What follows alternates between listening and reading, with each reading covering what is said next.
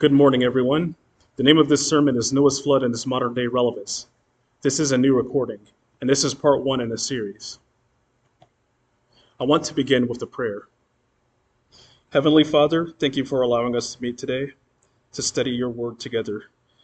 I want to ask you to guide my mouth so that I can say the right words that will be an encouragement to your people. And I also ask that you touch the hearts of everyone that listens to this sermon so that they can feel encouraged and seek a stronger relationship with you. I ask for this in the name of the Lord Jesus Christ. Amen. So in this sermon, I want to talk about a number of different topics. First, we're going to talk about the possible dates for when the flood occurred, and we're talking about Noah's flood. Next, I want to talk about the reasons why Noah's flood occurred. Then I want to answer the question, who were the sons of God that are referenced in Genesis chapter 6? And then we'll talk about the purpose of the ark and why it's relevant to us now. In future sermons, we're going to discuss some of Jesus' prophecies for the future, and he does make a reference to Noah when he's giving these prophecies. So first, let's talk about the possible dates for when the flood occurred. So I do want to say I am not a scholar in Jewish culture, but I did think it would be really interesting to know what is the modern Gregorian calendar's equivalent for when the flood occurred. The Bible tells us it occurred in the second month of the year on the 17th day. So what does that translate to being using the Gregorian calendar? So I was looking at this one Jewish website, and they said that there are 4 months that could be considered the first month of the year for different reasons. So first we have the month of Tishrei. This is what's going to be commonly considered the first of the year using most secular calendars. And the holiday Rosh Hashanah would be the equivalent of New Year's Day. Then we have the month of Nisan, and this correlates to how a king would count the number of years in his reign. So from the month of Nisan to the month of Nisan would be 1 year of a king's reign. And God actually ordained for the month of Nisan to be observed as the first of the year because it falls in the springtime.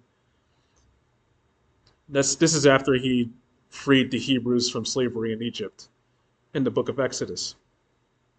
Next, we have the month of Shvat. This correlates to the life cycle of trees. Then we have the month of Elul, which has to do with animal tithing. So you have to give tithes on your livestock every year between the month of Elul and next year's Elul. So if we consider these months, that's the first of the year. The Gregorian equivalent of Tishrei would be October 3rd, 2024. Nisan would be April 9th, 2024. Shvat would be January 11th, 2024. And Elul will be September 3rd, 2024.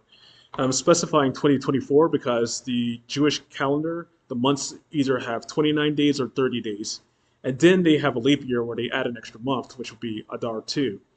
So every year you have to recalculate what is going to be the Gregorian equivalent. So it's not going to be October 3rd every single year, being the first day of Tishrei. So using the month of Tishrei as the first of the year, Heshvan is the second month. The 17th day is going to fall on November 17th, 2024. Using Nisan, Iyar is the next month, the 17th of which is going to be May 24th. Using Shvat, Adar, the 17th, is going to be February 25th, which is the date that I originally recorded this message. Using the month of Elul, Tishrei is going to be the second month of the year, the 17th of which is going to fall on October 19th. So November 17th, May 24th, February 25th, and October 19th are the most likely candidates for when the flood waters came and pretty much changed the face of the earth as we knew it back then. So I think these will be good days to observe if you wanted to make a holiday. November 17th and May 24th will be the most likely candidates. But for me, it would be a better choice to celebrate when the floodwaters receded and Noah, his family, and all of the animals left the ark and repopulated the earth. I think that would be more of a celebratory time. So if we use the month of Tishrei as the first month of the year, Cheshvan is going to be the second month, And let's also remember that even though it only rained for 40 days and nights, there were still floodwaters sitting on the face of the earth. Noah and the animals didn't leave the ark for a year and 10 days. So the second month of the year, the 27th day, that's when they left the ark. So keeping that in mind, Tishrei is the first of the year. Cheshvan's the second month. The 27th day falls on November 27th. With Nisan as the first of the year. Iyar, the 27th, is going to be June 3rd. With Shvat as the first of the year. Adar, the 27th, is going to be March 6th. With Elul as the first of the year, Tishrei, the 27th, is going to be October 29th. So November 27th, June 3rd, March 6th, October 29th. These would be the most likely dates in which Noah and all of the animals stepped foot on dry land. So I just thought it would be interesting to share that information because I think it's a good idea for us to spend more time observing Christian holidays, and we can even create Christian holidays that aren't commonly observed, like like this, for instance. And on the other hand, we should probably start to scrutinize what secular holidays we want to observe. So some holidays like the 4th of July, which would be America's independence, I think that's a perfectly fine holiday to observe. But then something like Halloween, which has this really strong pagan connotation, I don't think it's a good idea for Christians to observe this holiday. And I can go into more detail explaining why some of the traditions that are followed on Halloween have occult ties and some really dark significance, but that'll have to be something we discuss in a future sermon. So in the meantime, it's going to be up to you to scrutinize what holidays you want to observe. And I would encourage you to maybe take into consideration more Christian holidays. So now let's talk about the reasons why the flood occurred in the first place. And what we want to do is we want to read from the book of Genesis. I found 4 really good reasons. And we're going to look at Genesis chapter 6, verses 5 and 11 through 13. So I'm going to read through it first, and then I will go over each verse in more detail. Verse 5, And God saw that the wickedness of man was great in the earth, and that every imagination of the thoughts of his heart was only evil continually. Verse 11, The earth also was corrupt before God, and the earth was filled with violence. And God looked upon the earth, and behold, it was corrupt, for all flesh had corrupted his way upon the earth. And God said unto Noah, The end of all flesh is come before me, for the earth is filled with violence through them. And behold, I will destroy them with the earth. So these 4 verses encapsulate the 4 different reasons why I believe the flood occurred in the first place. So let's go over verse 5 first. And God saw that the wickedness of man was great in the earth, and that every imagination of the thoughts of his heart was only evil continually. So what does this mean? This means that the humans, by this point in time in history, had become so debased and so corrupt that all of their waking thoughts and probably even their dreams were just filled with corruption and just really vile and wicked things. So if you think about the 7 deadly sins, so things like gluttony, wrath, lust, pride, etc. This is what's going on in people's minds 24 hours a day, 7 days a week. Every imagination of the thoughts of his heart was only evil continually. So something had happened to the mindset of the people. Verse 11, The earth also was corrupt before God, and the earth was filled with violence. So when you think of violence, what comes to mind? Well, war springs up to mind. Maybe you have traveling war bands who are just going from town to town, burning up villages, stealing, just doing whatever they want. You could also have nations rising up against nations in warfare. You could also have just smaller acts of violence that are occurring, in a sense, in that you have strife in the family with maybe parents turning against their children and vice versa, or spouses turning against each other. So you have the threat of physical violence. You also have the threat of mental violence.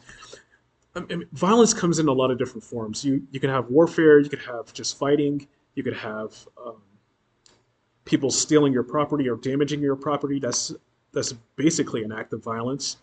You could have people trying to brainwash you, and just trying to corrupt your mind and trying to convince you of things that are not true. I consider that a form of violence as well. So this is what was more than likely going on at this time period. And if you think about it, humans really haven't changed that much over the years. I don't think the personality of the humans back then is going to be significantly different from the personality of us today. So people were going to have problems with their ego. People were going to have problems with their jealousy or being envious of others or just being wrathful. So these were the problems that the earth was facing. Verse 12, and God looked upon the earth, and behold, it was corrupt, for all flesh had corrupted his way upon the earth. So to me, this is saying a lot more than just that the humans were bad. I think this is also extending into even the animal kingdom, for instance.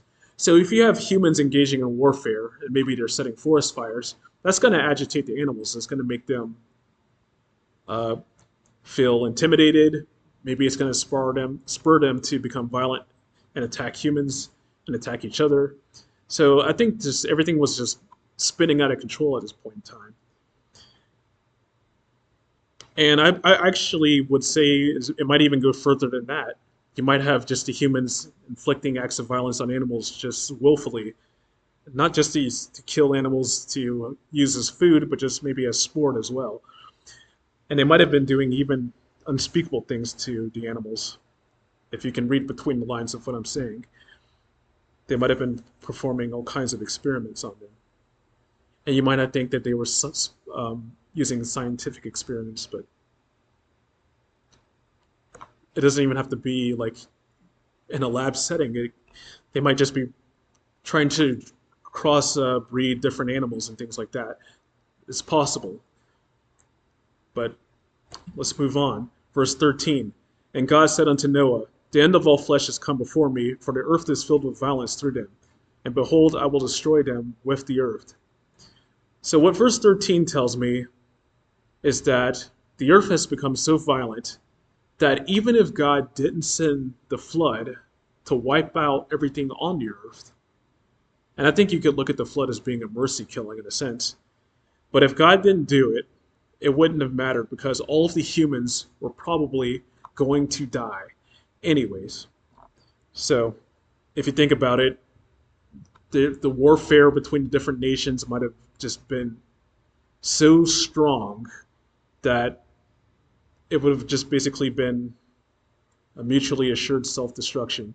And all of those who survived the warfare might have then succumbed to disease, starvation, um, just a slow, agonizing death with no one willing to help each other because they don't trust each other. And I think that would have been much worse than God just sending the flood and just ending things really quickly and swiftly. So these are things we want to just take into consideration. So one thing you don't want to do is just assume that God was being a tyrant or he was being a bully, because as we can see from reading these verses, the humans were at the point where they were at the point of no return, and that the destructive ways were just so chaotic. I mean, if you can imagine the most chaotic experience in modern times, what would that be? World War II, for instance? It might have looked like that at the time.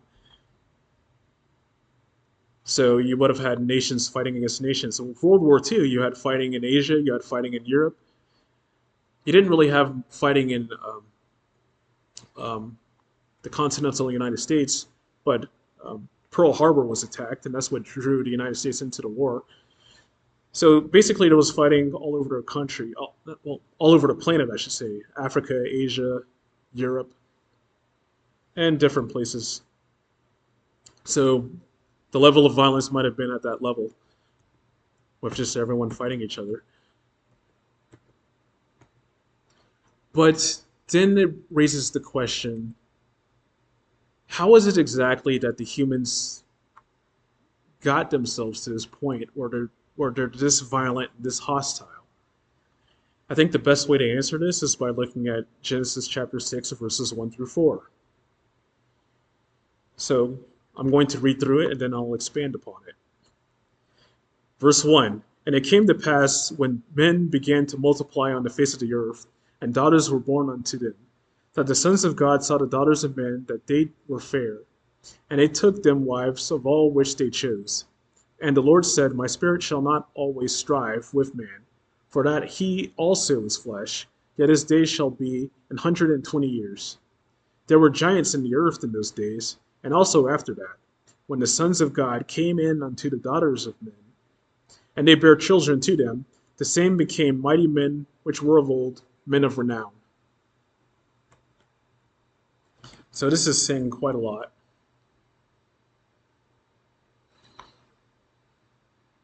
So we see in verse 1, the humans of the earth were getting married, they were multiplying, they were having children born. But then we see in verse 2 that there's a bit of a transition. So we just go from hearing about the humans living their lives, giving birth to new generations, and so on. And then in verse 2, we see this reference to the sons of God. That the sons of God saw the daughters of men, that they were fair, and they took them wives of all which they chose. And then in verse 3, it says, and the Lord said, my spirit shall not always strive with men. So verse 3, we see that God's going to put a limitation on the lifespan of humans. And he's going to limit it to 120 years max. So humans were living much longer than that previously. And then in verse 4, we see that there were giants in the earth in those days. And also that when the sons of God came in unto the daughters of men and bare children to them. So we see all of a sudden something different happening on the face of the earth. We're seeing the introduction of some beings referred to as giants. And I don't think that this is a metaphorical giant, as in someone that's just really famous, someone that's really popular, well-known. I think that the Bible is telling us that there were literal giants, maybe 10, 20 feet tall, or bigger. I'm not sure what their height would be. But something is happening that caused these giants to come into existence. And it has to do with the sons of God marrying the daughters of men. So then that brings us to the question, who exactly are the sons of God? And there are two schools of thought that we have to look at in order to answer this question. So first, this is going to be the most widely held belief, and that's that the sons of God is referring to the bloodline of Adam and Eve that are still following in the ways of Adam and Eve, and that the daughters of men is referring to a different group that has separated themselves from Adam and Eve. So let's explain. So Adam and Eve are, as you may well know, are the very first humans that were created. Adam was formed from the dirt in the Garden of Eden. God blew into his nostrils, gave him the breath of life, and Adam basically became a human, a fully conscious, fully aware human. He was an adult, and he had an intelligence. And then Eve was formed by taking a rib from Adam's side, and God created the first woman, and Eve became Adam's wife. And after they left Eden, that's when they started to reproduce, and we see the birth of Cain and Abel, the first natural-born humans.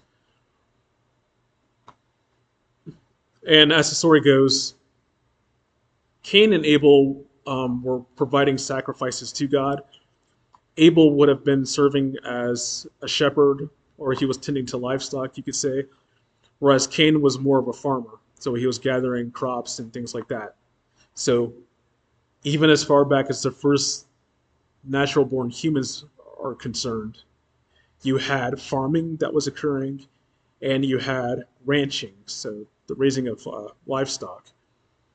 So if people are going to be telling you that the earliest humans were just hunters and gatherers and they lived in caves, the Bible has something else to say about this. So you'll have to make up your own mind as to whether or not you want to believe the history that they teach you in the schools, or if you want to take credence into what the Bible is teaching you. So when Cain and Abel were performing sacrifices, Cain's sacrifice was rejected, Abel's was favored. Abel's was favored by God, and Cain became envious of Abel. There might have been more reasons to it besides that God preferred Abel's sacrifice, because Abel offered up one of his livestock, a sheep, if I'm not mistaken, whereas Cain was probably just offering crops, maybe some wheat or some fruit. But anyways, Cain ended up slaughtering his brother. He ended up murdering his brother. And that led to Cain separating himself from his family, Adam and Eve, and whatever other siblings he had besides Abel. And so conventional wisdom is going to tell us that the daughters of men is referring to the bloodline of Cain, whereas the sons of God were referring to the children of Adam and Eve that still followed in the way of Adam and Eve and still practiced their faith, still held on to their morality. So the next son that we know about that Adam and Eve had was Seth. So the bloodline of Seth is what it would be considered the sons of God, whereas the bloodline of Cain would be considered the daughters of men. So at some point, the descendants of Seth would have started meeting up with the descendants of Cain, and they would have engaged in some sort of marriage. Now, when Cain separated himself from Adam and Eve, it's likely that he might have forsook Adam and Eve's faith and maybe started to either elevate himself as being some sort of demigod, or maybe he might have engaged in the worship of fallen angels, or engaging in some form of paganism. Whatever the case might be, the belief would be that when the sons of God and the daughters of men started marrying, this is what started to lead to the corruption of the humans. It's not that the sons of God, the line of Seth, would have been bringing morality and good lifestyle choices to the tribe of Cain. It's more likely that the tribe of Cain would have been brainwashing and debasing the line of Seth. So that's one school of thought as to who are the sons of God and who are the daughters of men. The next school of thought is that the sons of God is a reference to a group of fallen angels who came to the earth and started taking wives amongst the women. And this is a really controversial view. And you're going to wonder, okay, where are you getting this idea that there was a group of fallen angels that came to the earth and started taking brides amongst the human women, and then they started reproducing and creating these entities referred to as being giants? And some people refer to them as being the Nephilim. But some people are going to say that the first generation of children from the angels and the human women were the giants. And then the next generation with the giants reproducing would be the Nephilim. So there's some controversy of what this title refers to, but most commonly, most people are going to say the Nephilim are the offspring of the human women and the giants. But anyways, if you're wondering where this information is coming from, it's coming mostly from the book of Enoch. So Enoch is one of Noah's ancestors. He was from the bloodline of Seth. And there's a book called the Book of Enoch, and some people consider it canon, but most people do not consider it canon. But from what I've heard, there is a church in Ethiopia who has some of the world's oldest Bibles, and they have a copy of the Book of Enoch in their Bible, so they consider it canon. But most Christian denominations here in the United States would not consider the Book of Enoch to be canon. But so you'll have to just take this information and come to your own conclusion as to which tradition you believe is correct. Are the sons of God referring to the bloodline of Seth? Are the sons of God referring to a group of fallen angels who came to the earth? In the Book of Enoch, first let me give you a little bit of information about the Book of Enoch. First, I'll say I haven't read it myself. I've listened to an audio recording of it on 2 different occasions, so I'm fairly familiar with it. But I really do need to sit down and read it, because you might miss information when you're just hearing an audio recording. But anyways, in the early chapters of the book of Enoch, it does talk about how there was an incursion of angels. There were 200 that came, they landed on the mountain, they made a pact amongst themselves that they were going to go forward with their plan to take human brides and reproduce. So, why would they do this, you're probably wondering. Well, let's look at Matthew chapter 22, verse 30. This is going to explain that the angels do not commonly get married and have children. So what they're doing is just something that would be contrary to the way that God designed things. So in Matthew chapter 22, verse 30, let me give you the backstory before I read the scripture. Jesus is having a conversation with some Pharisees, some Sadducees, maybe even some scribes as well. And they're questioning him about what it's going to be like in the resurrection. So they give the scenario of there's a woman who marries a man. The man dies, so she goes on to marry his brother. The brother dies, so she marries the next brother, and so on and so on.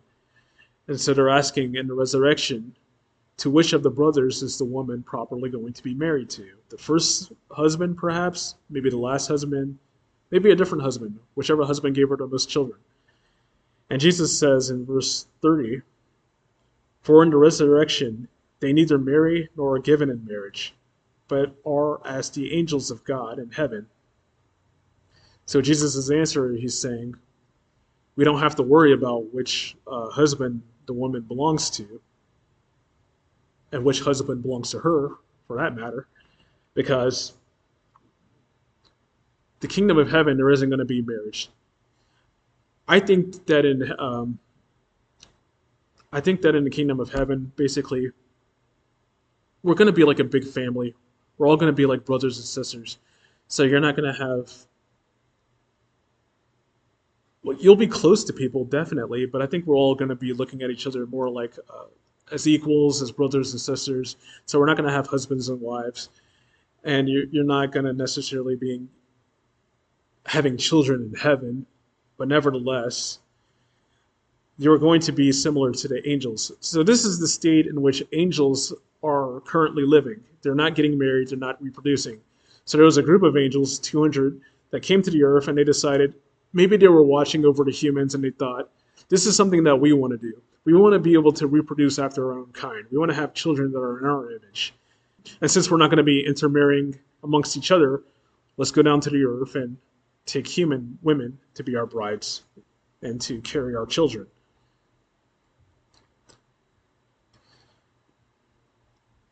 So you're probably wondering, well, which tradition do you fall into? Which camp do you fall into? Do you follow the Book of Enoch, or do you believe that this is just referring to the descendants of Seth and the descendants of Cain intermarrying?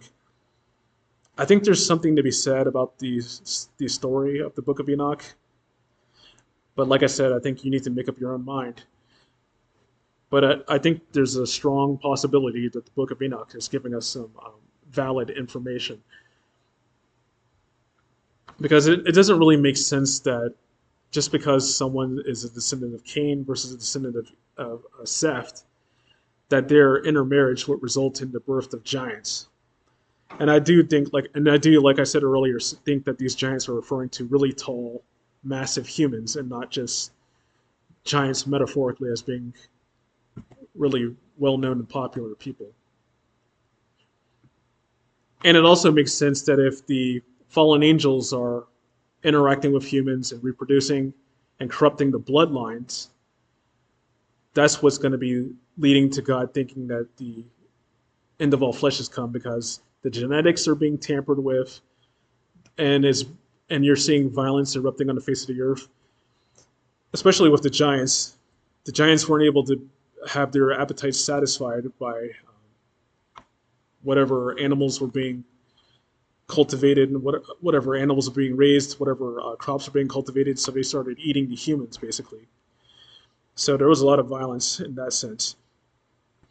And also, there's also a lot of interesting information about what exactly the fallen angels were doing besides marrying the women. They were also just corrupting the humans by teaching them about warfare. They were teaching them about how to summon angels, so engaging in some perverse spiritual practices. And later on in the book of Enoch, it actually does return back to the story of the fallen angels, and it gives you even more details. And it talks about how the angels even taught women how to commit the act of abortion. And I know that's a controversial topic, but if you think about it, abortion is leading to the death of a human being. Human beings are the image bearers of God. So you have to ask yourself the question, if you're pro-abortion, do you think it's right that you would smite a creation of God? So that's a decision you need to make. So now let's talk about the purpose of the ark.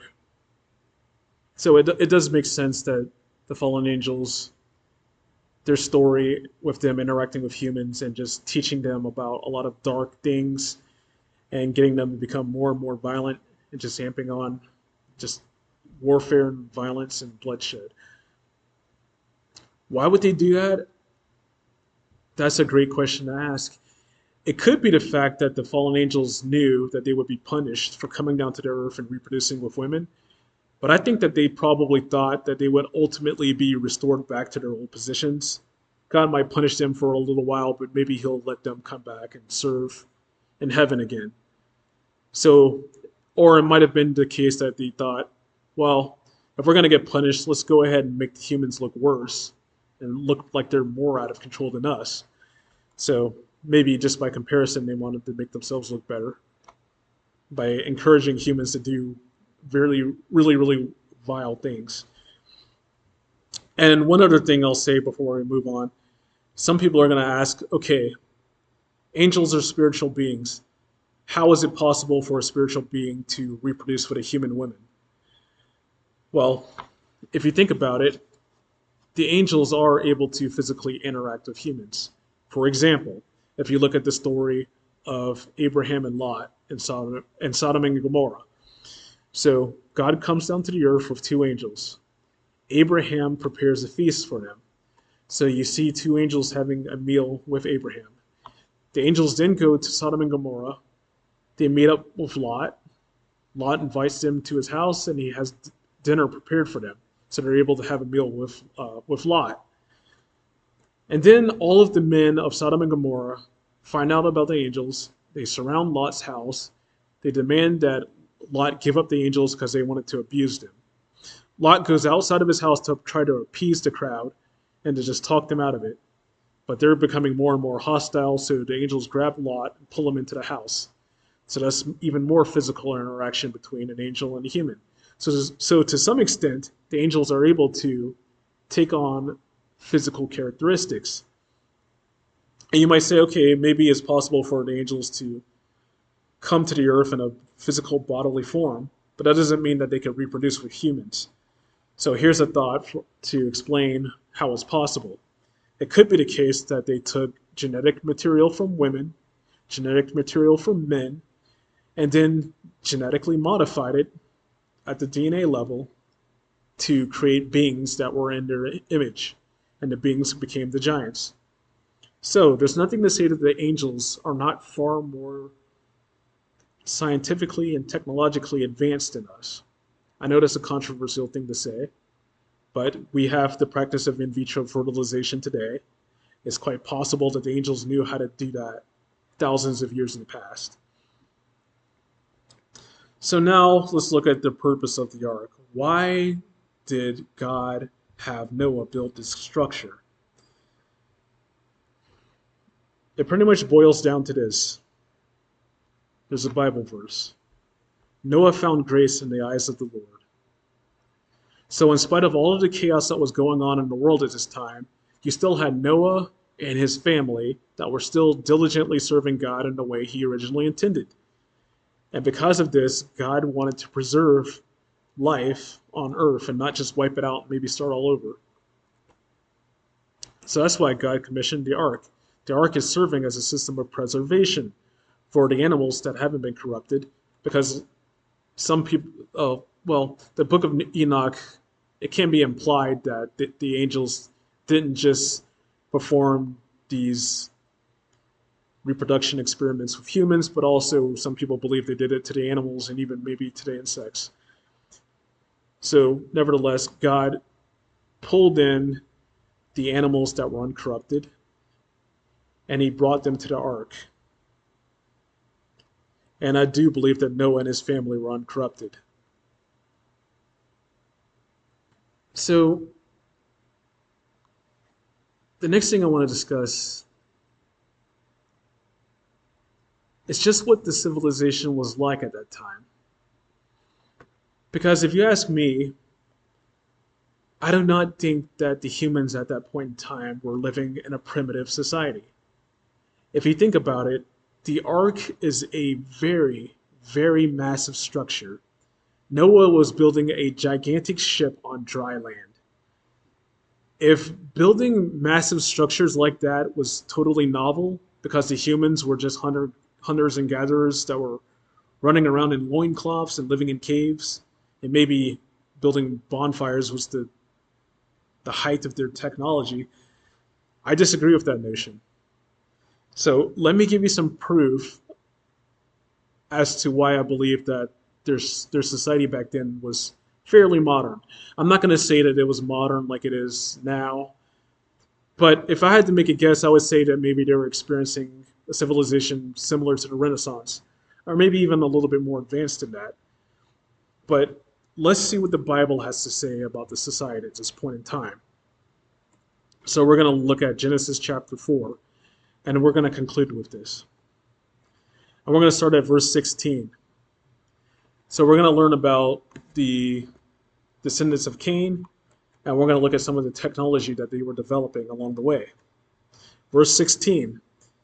And Cain went out from the presence of the Lord, and dwelt in the land of Nod, on the east of Eden.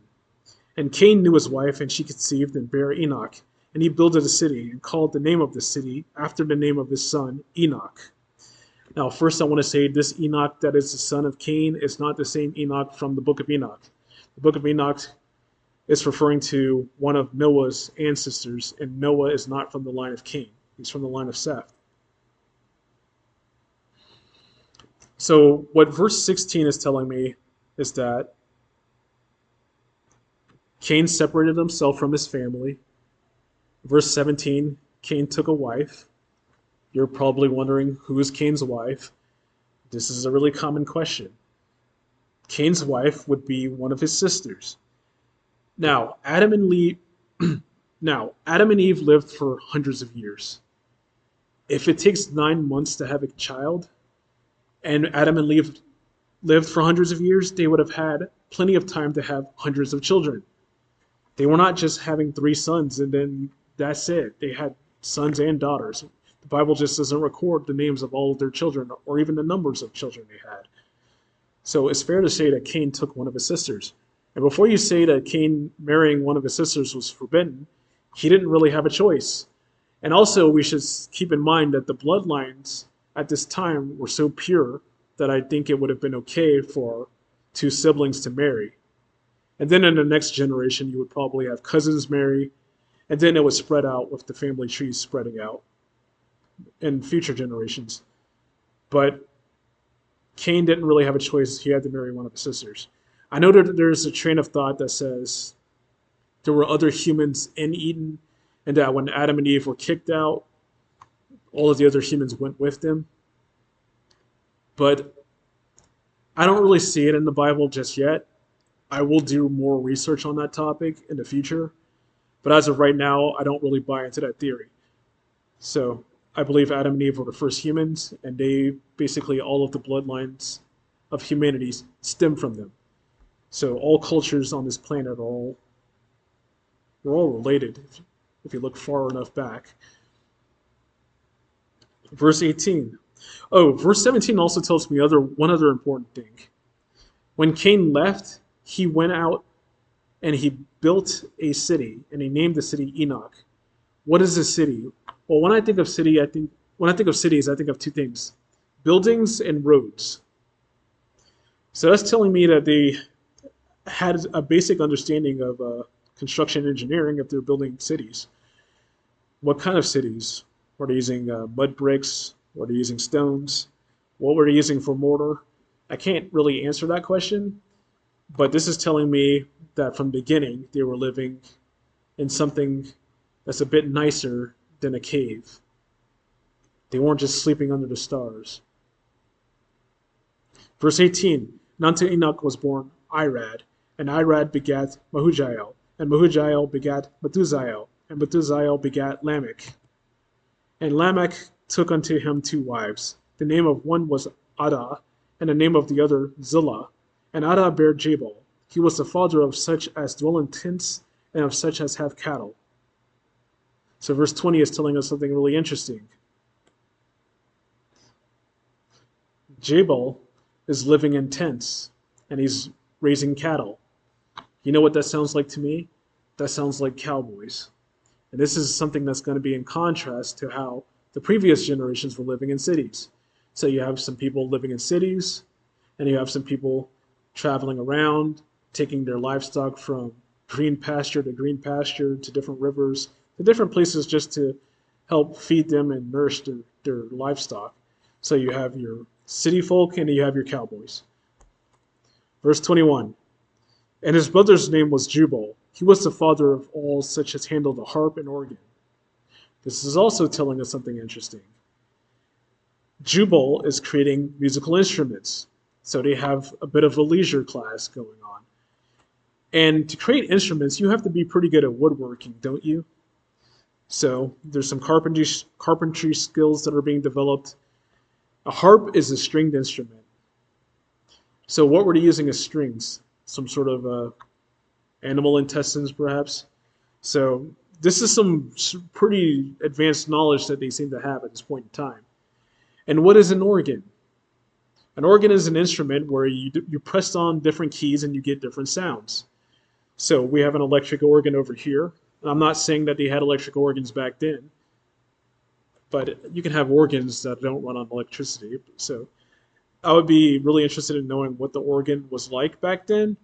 Some people might say, well, it's probably just a dumb organ, a kalimba, if you want to look that up. But either way, even if it's something more simplistic like a kalimba, that's still pretty impressive that they were developing musical instruments like that, of that sophistication. Verse 22, and Zillah, she also bare Tubal-Cain, an instructor of every artificer in brass and iron, and the sister of Tubal-Cain was Naamah. So what we see with Tubal-Cain is that they have a strong knowledge of metallurgy developing.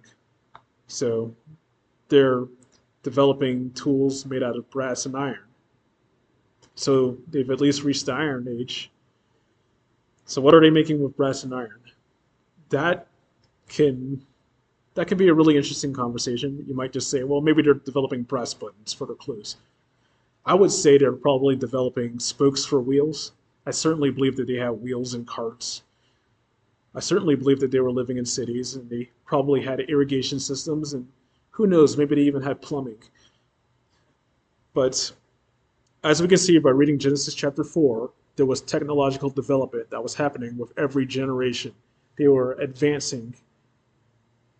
And it might have been at a much more rapid pace than we can imagine, or it might have been relatively slowly since the humans were living for quite a long time. But nevertheless, they weren't primitive. So let's conclude right here. And I want to end with a prayer. Heavenly Father, I thank you for allowing us to meet here and study your word together. I hope that my words can be an encouragement to your people. I'm not here trying to sow confusion. I'm not trying to uproot people's beliefs. I just want them to take these things into consideration.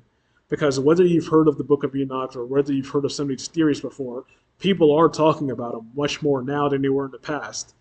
In the 90s, people weren't talking about the Nephilim or the giants and what was going on during the time of Noah's flood.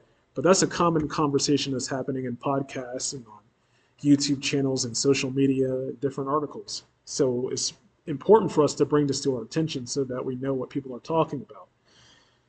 But Lord, we know that you're the ruler of the world. You're our creator. We serve you and we honor you. Help us to be faithful to you like Noah was. And please offer as a way of preservation for us so that we can escape the trials that are to come. And we give you praise in Jesus' name. Thank God, amen.